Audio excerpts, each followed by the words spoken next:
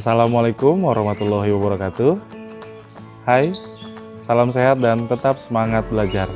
Perkenalkan, nama saya Prasetyadi Eka Yusnanda, pengajar Bahasa Indonesia SMK Taruna Bakti Depok.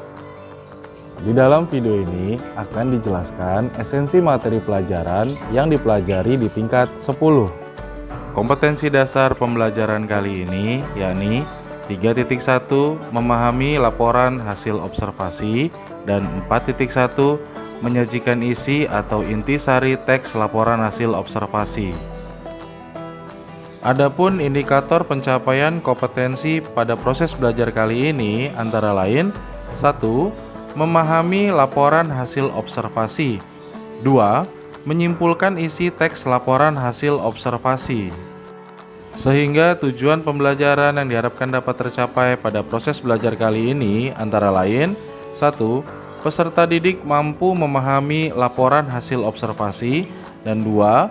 Peserta didik mampu menyajikan simpulan isi teks laporan hasil observasi. Esensi materi bagian 1, definisi atau pengertian teks laporan hasil observasi. Teks laporan hasil observasi adalah teks yang berisi penjabaran umum mengenai sesuatu objek yang didasarkan pada hasil kegiatan pengamatan atau observasi. Berikut contoh teks laporan hasil observasi mengenai jenis-jenis minuman. Esensi materi bagian 2, ciri-ciri teks laporan hasil observasi. Adapun ciri-ciri teks laporan hasil observasi antara lain 1. Bersifat objektif, global, dan universal. 2. Objek yang dibahas adalah objek tunggal. 3.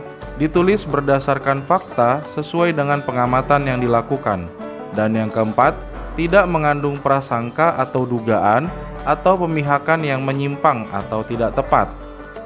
Esensi materi bagian 3, struktur teks laporan hasil observasi. Struktur teks laporan hasil observasi terdiri atas dua bagian. Pertama, pernyataan umum atau klasifikasi.